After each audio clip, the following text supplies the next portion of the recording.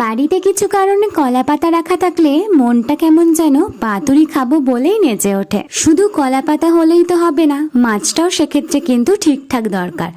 সেদিন আমাদের বাড়িতে এসেছিল রুই মাছ। যা, তাহলে আর মাছের পাতুরি খাওয়া হলো না, এই ভেবে আশা তো আমি ছেড়েই দিয়েছিলাম। অমনি মা বলে উঠল, রুই মাছেরই পাতুরি করা হবে, সেটাও আবার কলা পাতা। শুনে কিছুটা অবাক হলো।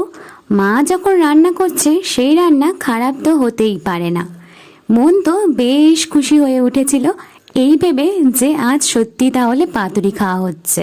গরম গরম ভাত, সাথে লেবু, আর ছিল রুই মাছের পাতুরি, যেটা 2 পিস অলরেডি আমি তো নিয়েই নিয়েছিলাম। নিজের পছন্দ মতো পিসগুলো নিজেই সাজিয়ে নিয়েছিলাম। পাতুরিটা কিন্তু অসাধারণ হয়েছিল খেতে। এই রান্নাটা আমার মায়ের চ্যানেলে অলরেডি আপলোড রয়েছে, তোমরা চাইলে সেখানে কিন্তু দেখেই নিতে পারো। বেশ ইউনিক একটা রেসিপি। পাতুরির এই গ্রেভিটা দিয়ে গরম ভাত খেতে কিন্তু অসাধারণ লাগে আমার।